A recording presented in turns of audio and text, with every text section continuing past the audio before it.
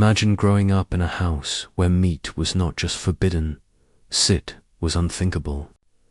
A house where every dinner was a sermon, every plate a declaration of faith, and every craving you had was treated like sin.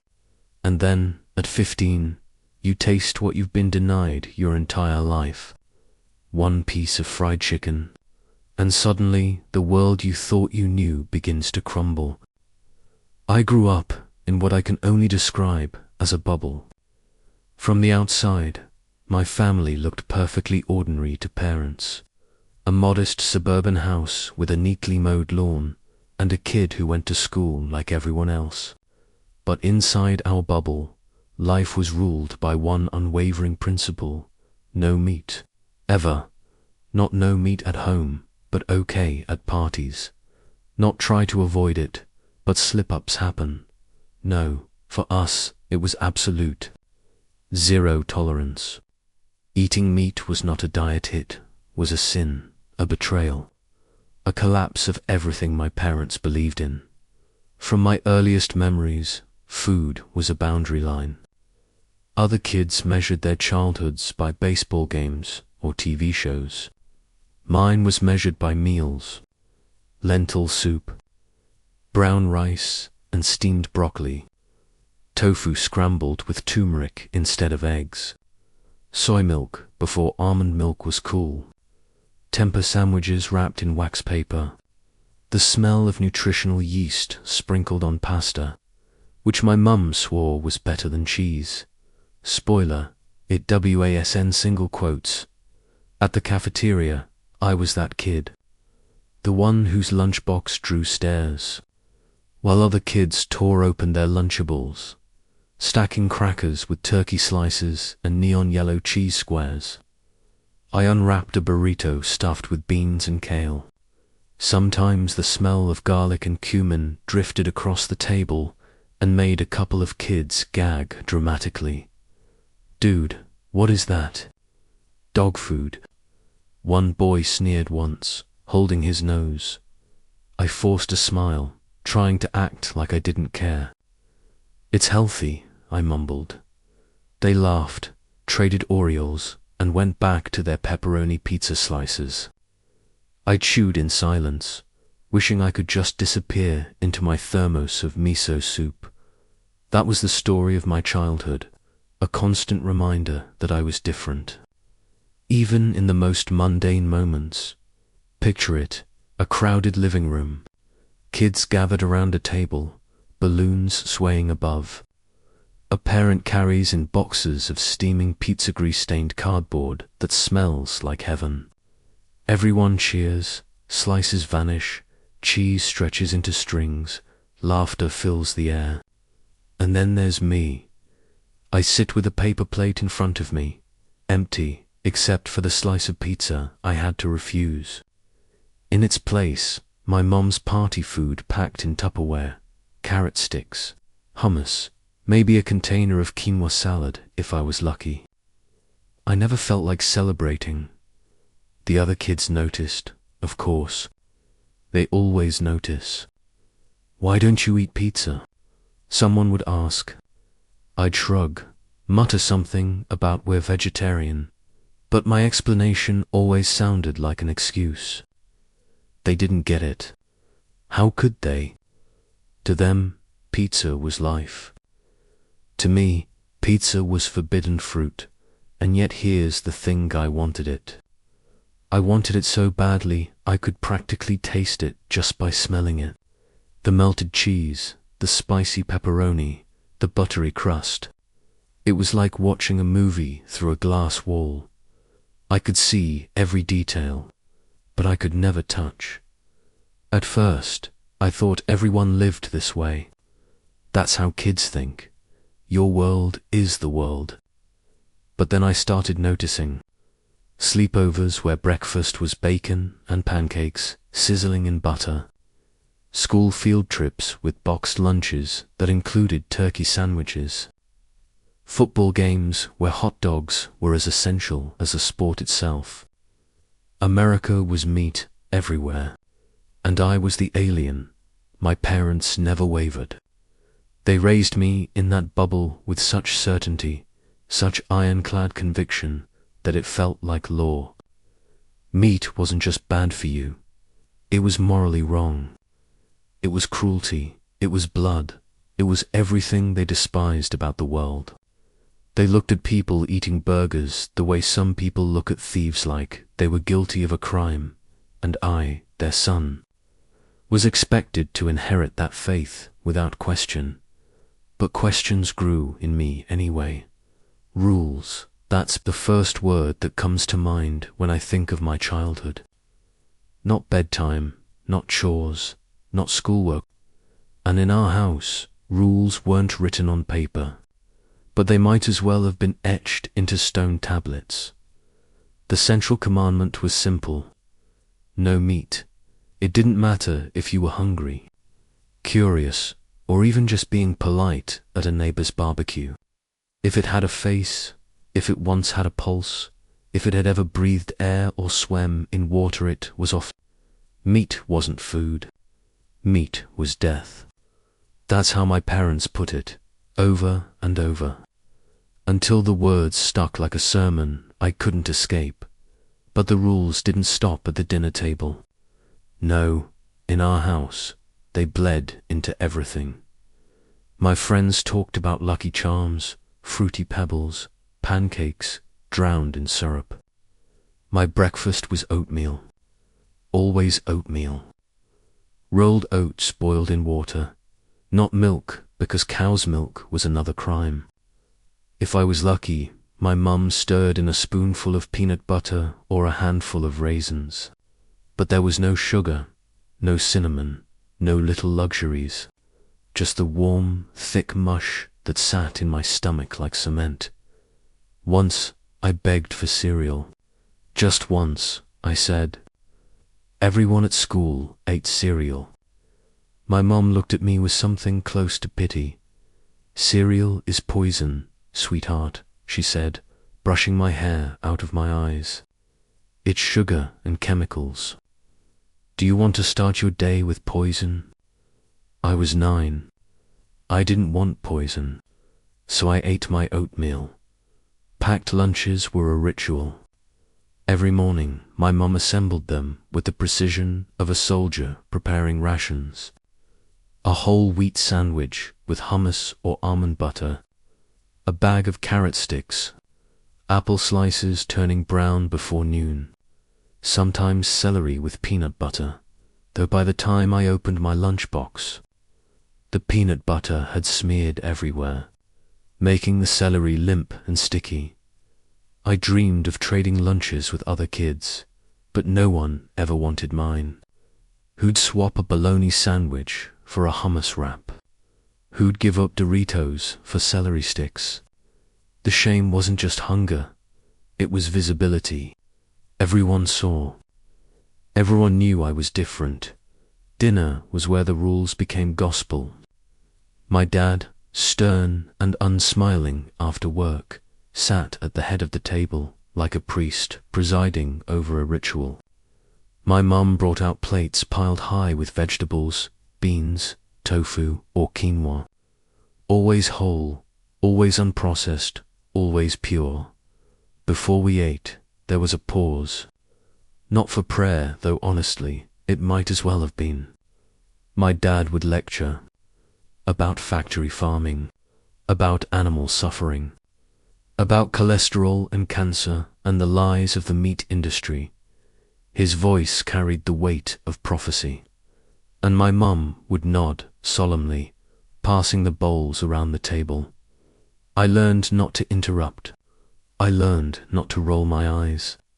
Even when my stomach grumbled for something, anything other than lentils. Sometimes. When the window was open, I could smell the neighbor's grill, hamburgers sizzling, fat dripping into flames, smoke drifting through the summer air. My mouth watered so much it hurt. I chewed my brown rice, pretending it was a burger, but the illusion never lasted. It wasn't just food. The rules seeped into the rest of our lives like ink bleeding through paper. Television was rationed. Cartoons were consumerist garbage. Fast food commercials were brainwashing. I remember begging to watch Saturday morning cartoons like my classmates. My dad unplugged the TV, set it in the closet, and told me, if you want stories, read a book. Sleepovers were dangerous territory. Other families fed their kids meat, which made them unclean. My parents said it like we lived in biblical times, like I was being asked to sleep in a leper colony. The few times I was allowed, I had to bring my own food in labeled containers. Even Halloween wasn't safe. Other kids roamed the neighborhood with pillowcases full of candy.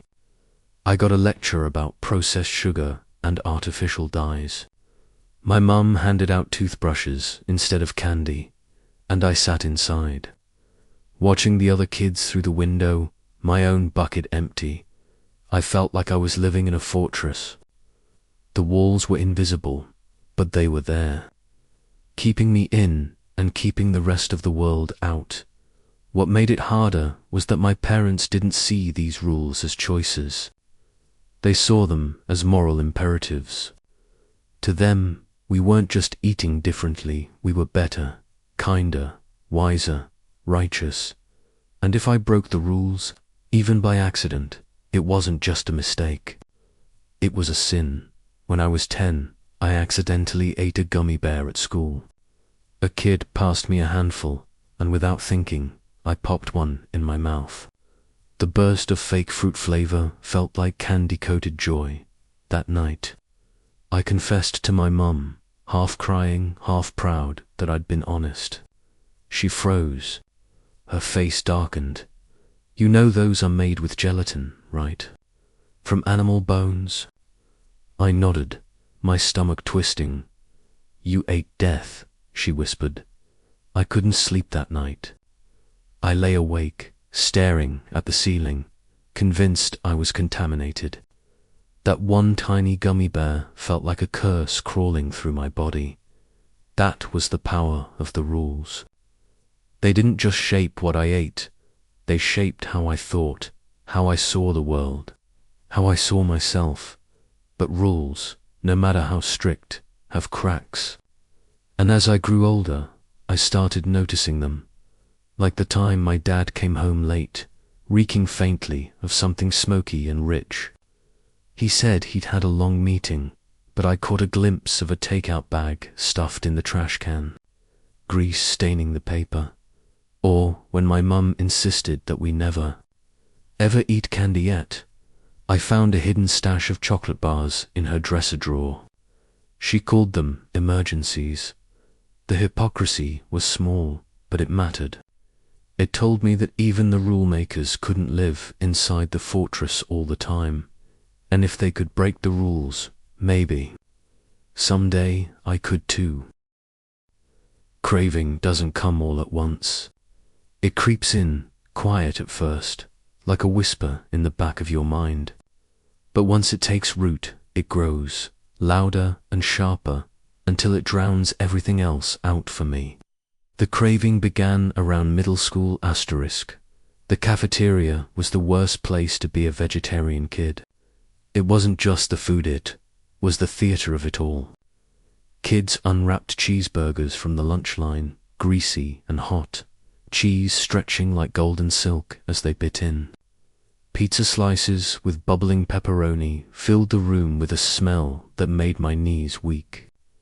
Chicken nuggets, crispy, golden, dipped into ketchup line, the trays like treasure. I sat with my hummus wrap, biting into a cold tortilla that tasted like paste. My apple slices had browned to the color of old pennies, and I couldn't stop. Staring, the kid across from me would chew his cheeseburger slowly. Exaggerated, like he knew what it did to me. He'd say, smirking, "So good." I laughed it off, but inside, I wanted to snatch that burger and take one bite. Just one. Asterisk smell is dangerous. It bypasses reason, slides straight into memory and desire in the summer. Neighbors fired up their grills, and the scent of burgers and hot dogs drifted through the humid air. It was intoxicating. I'd sit on the porch, pretending to read, but really I was inhaling. My stomach growled so loudly that my little sister laughed and told me I sounded like a bare dot at football games. Concession stands pumped out the smell of chili dogs and nachos drenched in cheese. I'd clutch my bag of carrot sticks, but the scent wrapped around me like a lasso, dragging me toward something I couldn't have. Thanksgiving was torture in its purest form. Every American family around us roasted turkeys, their golden skins crisping in ovens, filling the streets with a perfume of butter and herbs. My mum baked a lentil loaf. She called it our turkey alternative. It was brown, dense, and crumbled like dirt in my mouth. I wasn't just hungry. I was furious. Furious that the world seemed to glow with pleasures I wasn't allowed to touch. Asterisk, the first real crack came at the mall food court. I was 12. My friends ordered orange chicken from Panda Express, plates piled high with sticky sweet meat. I stood in line with them, my heart pounding like I was about to commit a crime. The server behind the counter held out a toothpick speared with a sample one glistening cube of chicken dot. My mouth watered. My hand twitched. It would be so easy. No one would know. But then I saw my reflection in the glass display. My mum's voice echoed in my head. "You ate death." I turned away, mumbling something about being full. My friend shrugged and dug in. I sat at the table, sipping water, trying to convince myself I was strong. But inside, a storm was building. Asterisk by 13. The craving invaded my dreams.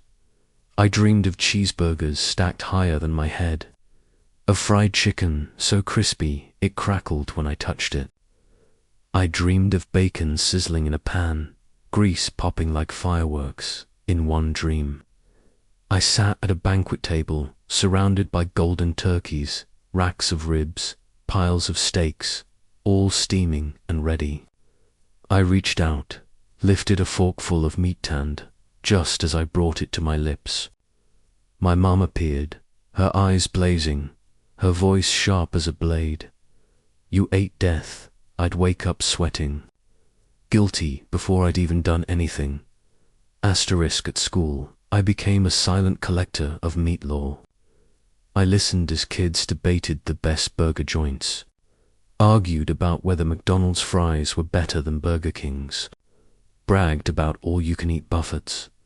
I stored every detail like a thief hoarding treasure in art class. While others sketched flowers or superheroes, I drew hamburgers. I shaded the lettuce, textured the sesame seeds, blended the colors of melted cheese. When the teacher asked what inspired me, I lied and said advertisements, the truth. It was longing. I even memorized commercials. "Have it your way," sang Burger King. "Finger licking good," promised KFC. I whispered the slogans under my breath like prayers. Asterisk. The closest I ever came was at my cousin's birthday party. They had pizza-real pizza, thick crust, dripping cheese, pepperoni curling at the edges. My plate held the sad veggie version, dry and cold. But the real thing was everywhere, kids biting, laughing, sauce on their cheeks. One slice sat unattended on the table, steam still rising. My hand inched forward, fingers trembling. I could almost taste it. Then my aunt walked by. "Oh, honey, are you okay with that?" she asked, pointing at my veggie slice. "I didn't want to upset your mum." I froze, cheeks burning. I shoved the veggie slice into my mouth, chewing fast, nodding. "It's great," I lied. But inside, I hated myself for being weak enough to want it, and weak enough not to take it. By 14, the craving wasn't just about food anymore. It was about control. I wanted to choose, to say yes or no for myself, to eat something not because it was allowed, but because I wanted it. Every rule felt like a chain around my neck, tightening each time I smelled bacon or walked past a burger joint, and the craving grew teeth. It wasn't quiet anymore. It was loud, insistent, gnawing at me day and night. I knew, sooner or later, I would give in. The only question was when.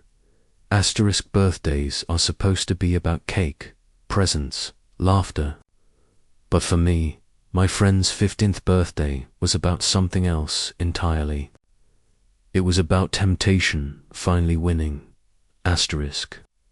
It was a warm Saturday afternoon in May, the kind of day when the air buzzed with freedom, when school felt far away and summer was just around the corner.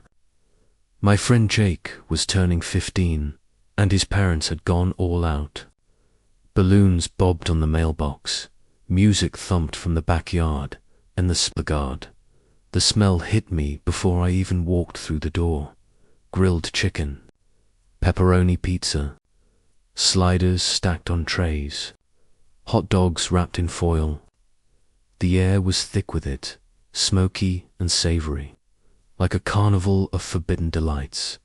I swallowed hard, clutching the Tupperware my mum had packed for me, a quinoa salad with chickpeas and chopped kale. It already felt like a curse in my hands. "Hey man." Jake slapped me on the back, grinning. "Glad you made it. Food's out back, help yourself." My stomach growled. The backyard was chaos, kids, laughing, shouting, music blasting, the clink of soda cans opening. But my eyes went straight to the food table. Paper plates stacked high, bowls of chips, cupcakes with neon frosting, and in the center, the stars of the show, steaming trays of fried chicken, golden and glistening, pepperoni pizzas oozing cheese, mini burgers lined up like soldiers. My mouth watered so hard it hurt. I set my quinoa salad on the corner of the table, embarrassed by its sad, soggy greens. No one touched it. No one even looked at it. "Dude, grab some chicken," one of my friends said, waving a drumstick like a trophy. Grease shone on his fingers.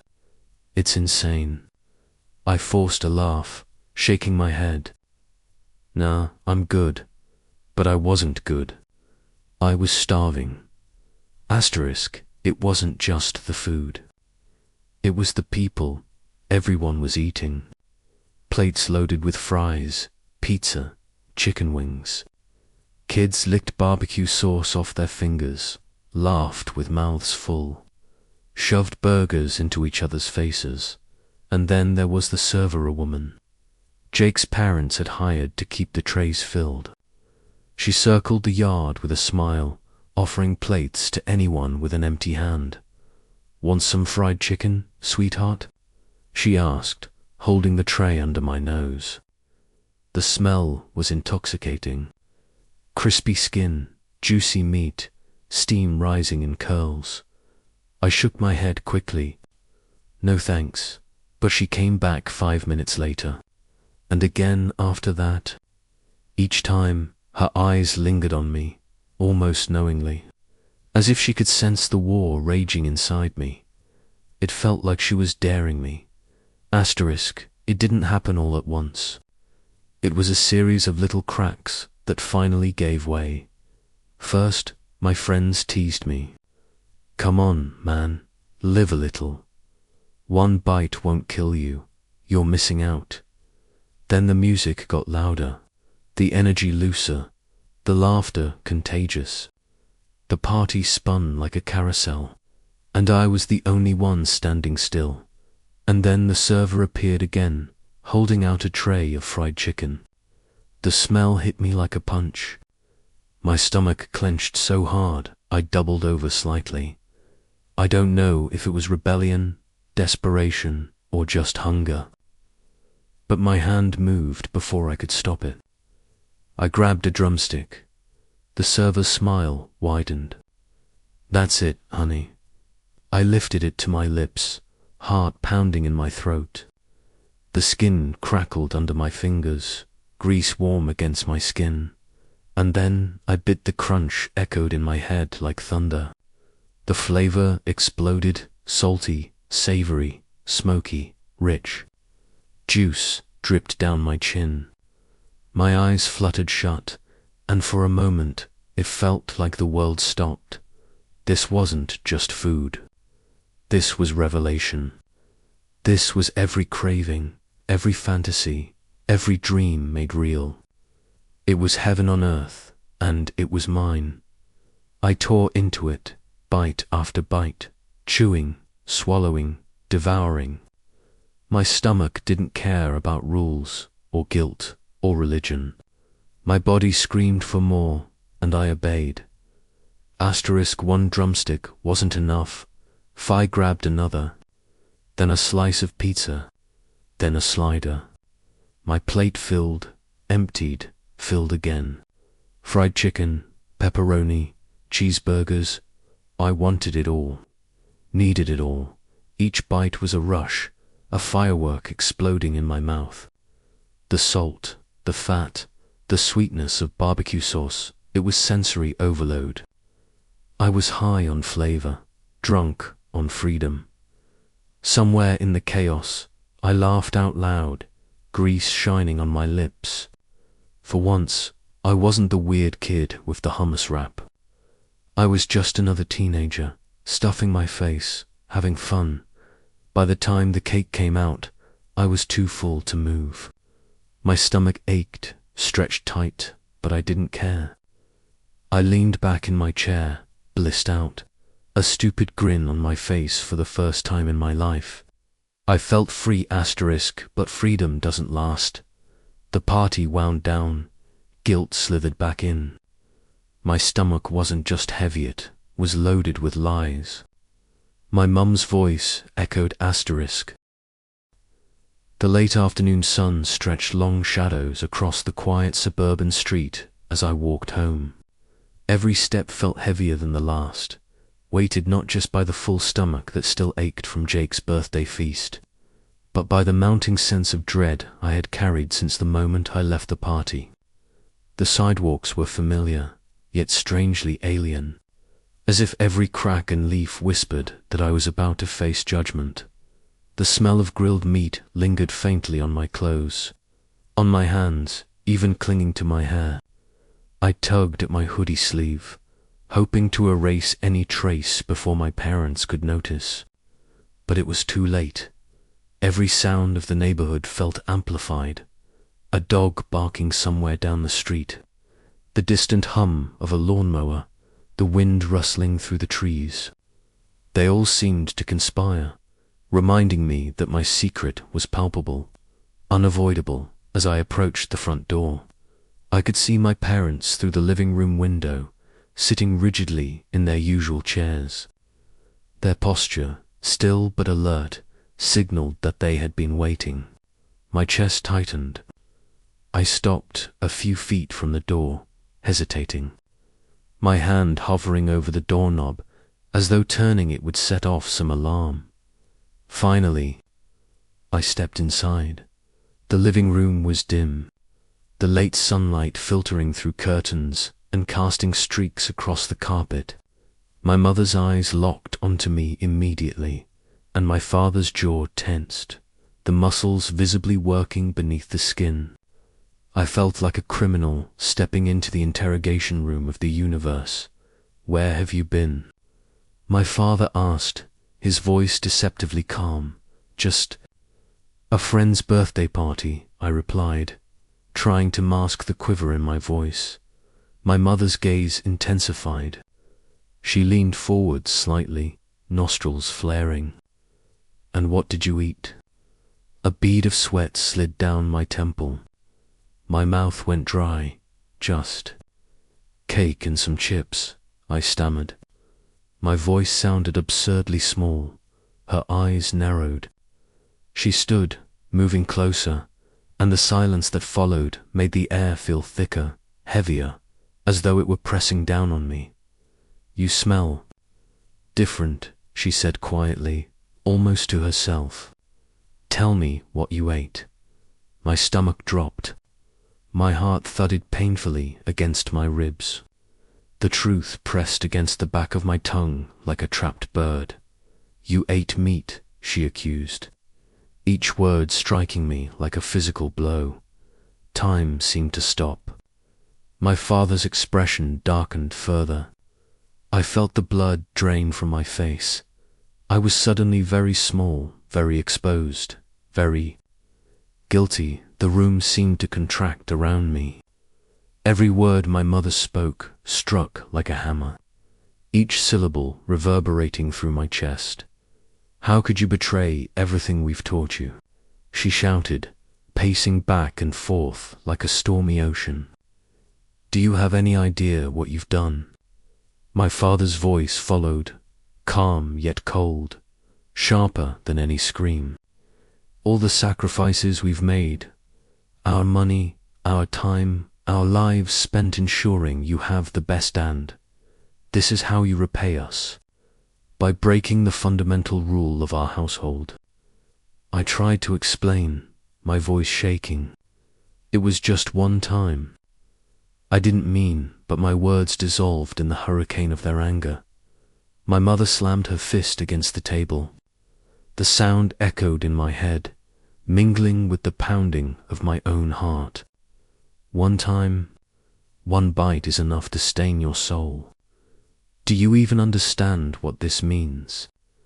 My father leaned closer, his eyes narrowing into slits of ice.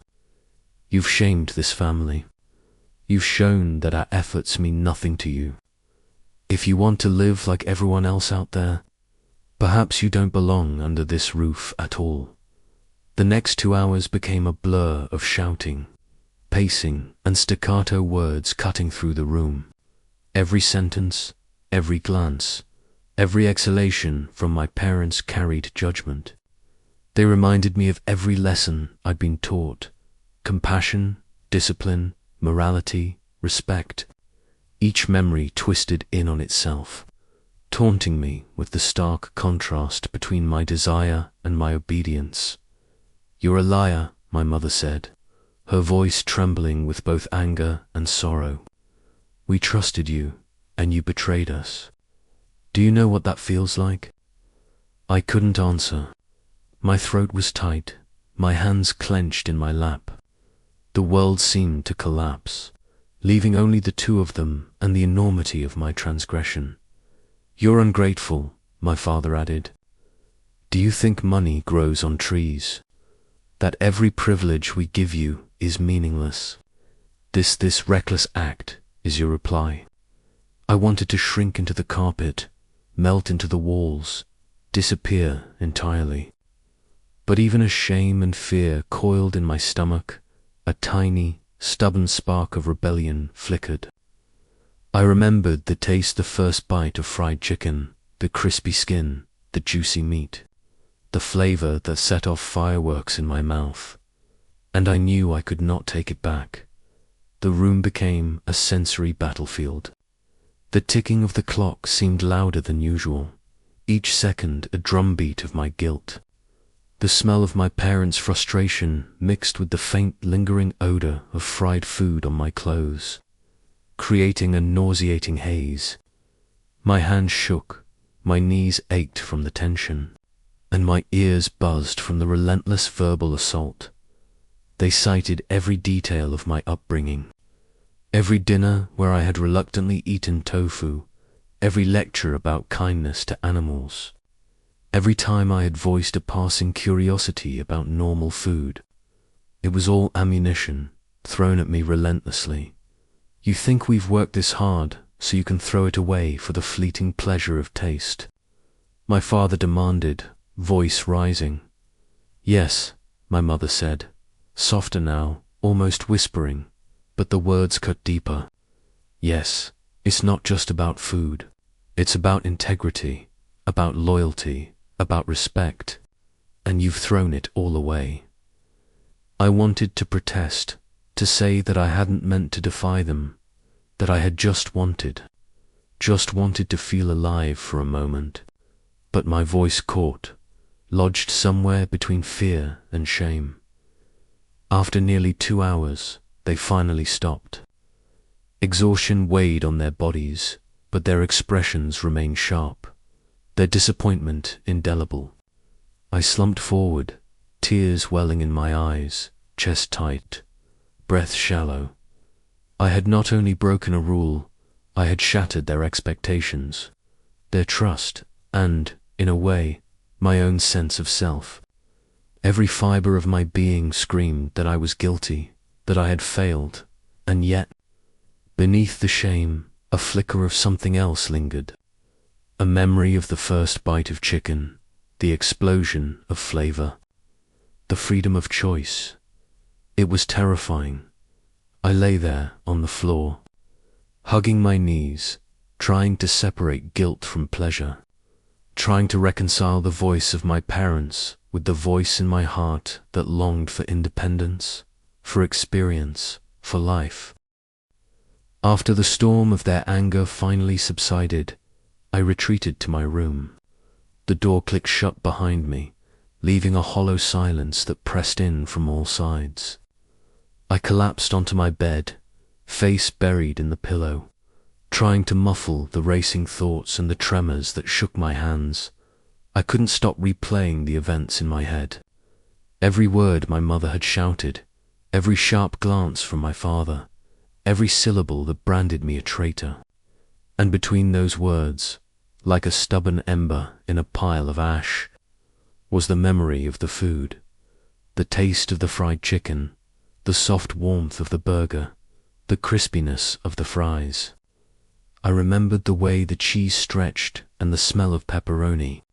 Each sensation had been overwhelming, intoxicating. And now, alone in my room, I couldn't escape it. Guilt and pleasure twisted together, creating a storm within me. I felt ashamed, yet simultaneously alive in a way I had never experienced.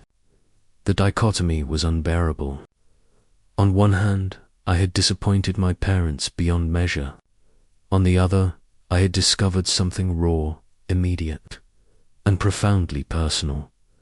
I reflected on all the lessons they had drilled into me: compassion, discipline, vegetarianism, respect for life. I understood their intentions, but in that instant, I realized that I had desires and curiosities that couldn't be contained by rules alone. I stared at the ceiling, tracing the cracks in the plaster as my mind wandered. Could one taste really define rebellion? Was it wrong to want a piece of the world that had been forbidden? Each question twisted in my chest like a knife, leaving a mixture of fear and excitement. I realized that my relationship with my parents had shifted irreversibly. I had crossed a line, and the boundary they had drawn around me, though physical and cultural, could not erase the knowledge that I had tasted freedom. The sensation was addictive, the longing immediate, and I felt a flicker of defiance I hadn't expected as night settled into the room. The shadows stretching across the walls seemed to echo the tumult in my mind. I lay awake, staring at the ceiling, my body still pulsing with adrenaline and guilt. And then, slowly, clarity emerged from the chaos. The taste I had savored, the joy I had briefly experienced, was more than just physical. It was symbolic. It was choice. It was autonomy. It was the realization that the world outside the narrow confines of obedience contained experiences I could no longer ignore. A spark of rebellion ignited within me, small but persistent. I didn't know how I would act on it, or if I even could, but I knew one thing: this was the beginning of something. A life beyond total compliance, a life where I could explore, experience, and feel beyond what was allowed under my parents' rules. I thought about tomorrow, and the days after that. How would I reconcile my love for them with my new desires? Could I ever be both obedient and free? The questions were overwhelming, but they carried a strange, thrilling weight. The night passed slowly. My dreams were fractured, mixing shame, pleasure, and anticipation. I woke in the morning with a knot in my stomach, but also with the first inkling of hope. That ember of defiance had not been extinguished, had grown stronger in the darkness, and for the first time I realized the world was larger than the rules, and I was ready to find my place within it. After the events of that fateful birthday party, I learned quickly how to wear a mask. At home, I became the perfect vegetarian, the obedient son.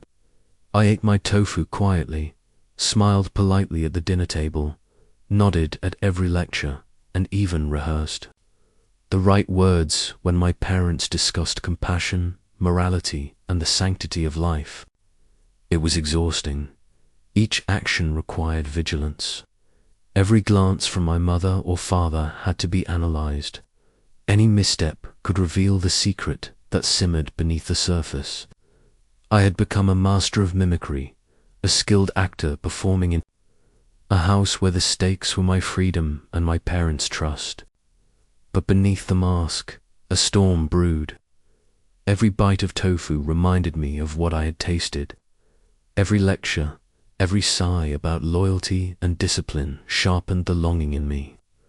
I walked the line carefully, planning, imagining, memorizing which opportunities might allow me to slip into a life just beyond their gaze.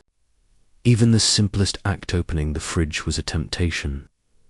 I imagined cracking it open to grab a slice of pizza or a piece of fried chicken, feeling the heat, the crunch, the rush of illicit pleasure. And though my rational mind shouted caution, my heart pulsed with excitement. It didn't take long before I began testing the boundaries. A trip to the mall became an excuse to slip into a fast food joint.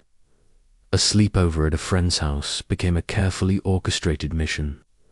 Each step outside the house was calculated. How long I could be gone, where my parents were, who might notice, and how to disguise my actions. I saved money from allowances, odd jobs, and leftover birthday cash, stashing it in secret pockets and under floorboards. It became my fund for independence, for the forbidden pleasures I had been denied. Each visit to a restaurant, each order, each bite became a ritual of rebellion and exhilaration. One afternoon, I slipped into a local burger joint under the guise of meeting a friend. My pulse quickened as I approached the counter, rehearsing my story in case anyone questioned me. I ordered a simple meal burger, fries, and soda and took my first bite outside the shadow of home. The taste was electric, juicy, savory, salty, greasy all at once. It was everything I had imagined and more. I closed my eyes and savored each mouthful, feeling a thrill I had never experienced in the structured, rule-bound world of my home. Every stolen taste was a victory. Every bite reminded me that the world was larger than the boundaries set for me, that pleasure, freedom, and choice were mine to experience even, if secretly. Living a double life was a psychological balancing act. At home, I was compliant, respectful, and careful to never hint at my secret indulgences. Outside, I was an explorer of flavors and experiences, tasting, experimenting, and discovering joys that my parents deemed sinful. The divide gnawed at me. My thoughts constantly oscillated between guilt and exhilaration. Could they discover me? What would my mother's face look like if she sniffed the odor of forbidden food on my clothing? What would my father say if he knew I had deliberately disobeyed? And yet, I could not stop. Each new flavor brought revelation. Each new sensation was proof that life existed beyond rules and lectures. Fried chicken, pizza, burgers, hot dogs. Every bite taught me autonomy, courage, and the intoxicating thrill of choice. I learned to compartmentalize shame, compartmentalize desire, compartmentalize responsibility, and in doing so, I became someone entirely new, someone capable of navigating two realities, living two lives at once. But the thrill came with fear. Every stolen indulgence carried risk. Every clandestine meal, every hidden snack, every trip to a restaurant without supervision was a gamble. The adrenaline mixed with guilt, and both fueled a strange, addictive cycle. I imagined the worst, my parents discovering the stash of money, following the trail of receipts, sniffing the faint odor of meat lingering on my clothes. I imagined the lectures, the shame, the tears, and yet the temptation always outweighed the terror. I had glimpsed freedom, and the taste of it lingered like smoke in the air. It haunted me, called to me, demanded that I explore it further. The double life was exhausting, dangerous, exhilarating, and utterly intoxicating. By the end of each day, when I returned home, washed my hands, and put on my mask of obedience, I felt a peculiar satisfaction. I was living on the edge of two worlds, testing limits, and discovering the truth that who I was in secret was not entirely wrong, just human, and deep inside I realized that this duality, the obedient son by day, the secret rebel by night, would define me for a long time to come. Days passed after the storm. The house, once heavy with tension, now felt strangely subdued. My parents spoke less, their eyes still sharp, but tinged with a weariness that mirrored my own. The echoes of their disappointment hung in the air, but so did an unspoken truce. I returned to my routines, eating my meals quietly, engaging in family conversations with careful attentiveness. The mask of obedience felt natural now, not merely as a defense mechanism, but as a deliberate choice. I learned to navigate the expectations placed upon me without feeling completely trapped. Yet, beneath the calm, my mind constantly replayed memories of freedom. I remembered the textures, the tastes, the thrill of choosing for myself, even if briefly. I realized that those experiences had not been mistakes, they had been lessons, essential in shaping who I had become. Alone in my room, I reflected on everything that had transpired.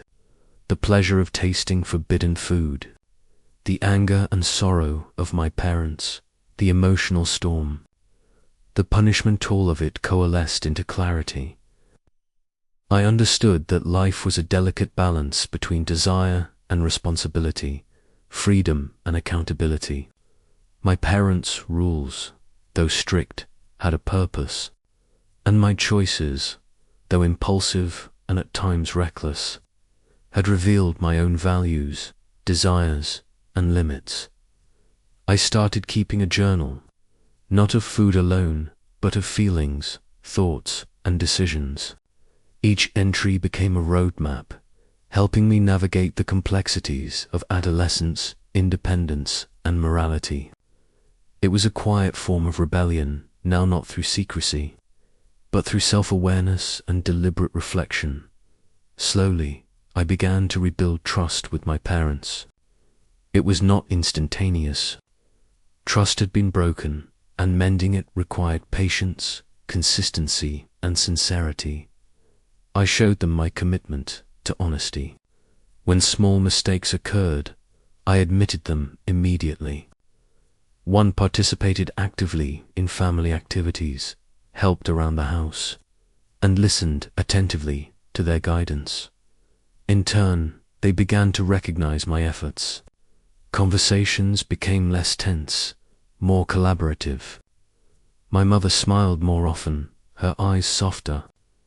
My father offered advice instead of scolding. We were learning to negotiate boundaries, expectations, and respect a mutual understanding growing from the ruins of conflict. By the end of this journey, I discovered the true meaning of balance. I understood that autonomy did not require complete rebellion, nor did obedience mean surrendering one's identity. I allowed myself small freedoms, experimenting with new flavors in moderation, exploring personal interests, and making choices while remaining respectful of my family's values. Each decision was deliberate, conscious, and accountable. The thrill of choice remained, but tempered by responsibility. I had learned that true freedom comes not from breaking rules, but from understanding them, navigating them, and choosing wisely within them. Looking back, the birthday party, the stolen bites, the storms of punishment, they were not just moments of guilt and defiance, but catalysts for growth. I had tasted autonomy, faced consequences, and emerged stronger, wiser, and more self-aware. For the first time, I felt that I could live fully honoring my parents' guidance while embracing my own desires, navigating life with both integrity and freedom. Months had passed since the chaos of that birthday party. The house had returned to a rhythm, quiet but alive, where laughter mingled with conversation, and the tension of past mistakes had softened into understanding. I often found myself reflecting on the events that had seemed catastrophic at the time. The shame, the rebellion, the double life, and the reckoning, all of it had shaped who I had become. I realized that growing up wasn't about blindly following rules, nor about defying authority for pleasure alone. It was about learning to navigate the complex balance between desire and responsibility. In quiet moments, I would remember the taste of fried chicken, the thrill of defiance, and the fear of discovery. These memories no longer carried shame, only lessons. They reminded me that mistakes were not failures but opportunities to learn and grow. I had learned many lessons, both subtle and profound. Freedom and responsibility are intertwined. Autonomy comes with consequences, and understanding them is crucial. True freedom isn't doing whatever you want, it's making conscious choices and accepting the outcomes. Honesty is the foundation of trust. Lying and secrecy may offer temporary relief or thrill, but they erode trust that takes years to build. Transparency with those who care about you strengthens relationships. Desires are natural, but must be balanced. Wanting what is forbidden is a human instinct. The key is to acknowledge those desires without letting them control your actions destructively. Family guidance is valuable.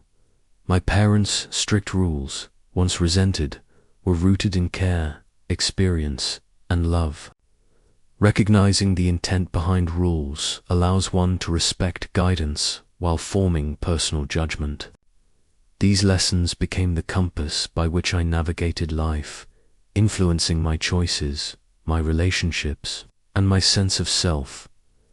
With time, our family grew closer. My parents began to see me not only as their obedient child, but as an individual capable of thought, judgment, and responsibility. We established open conversations about rules, freedom, and choices. I learned to express my desires respectfully, and they learned to balance guidance with understanding. The relationship evolved from authoritarian control to mutual respect, a dynamic that fostered growth for all of us. I also discovered a new sense of self-confidence. I could pursue personal interests, explore new experiences, and still maintain strong familial bonds. The internal conflict of Part 3 and 4 faded into a nuanced understanding of my identity, a balance between individuality and family loyalty. as I stood at the edge of adolescence. Ready to step into new challenges, I carried the lessons of my journey with me. The taste of freedom, the pangs of guilt, the storms of confrontation, they had not broken me. They had forged me. I had learned that life is rarely black and white. Rules and rebellion, pleasure and responsibility, obedience and independence all exist on a spectrum. True maturity is understanding the interplay between these forces and navigating them with awareness and courage. Looking ahead, I felt prepared for the world. I understood the power of choice, the weight of consequence, and the importance of honesty. I knew that I could savor life's pleasures, respect my family, and live with integrity, and most importantly, I had discovered that growth comes not from perfection, but from the courage to face mistakes, learn from them, and embrace life fully. Taste, freedom, and all.